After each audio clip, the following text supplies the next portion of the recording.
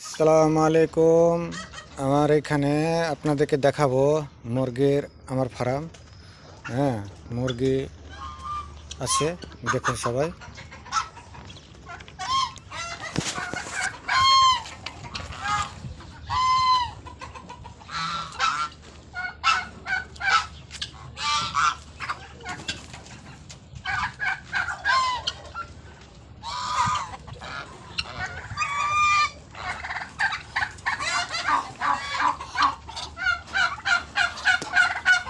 এগুলো সব চীন হাঁস।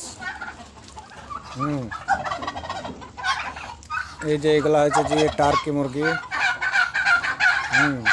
টার্কি মুরগি আছে।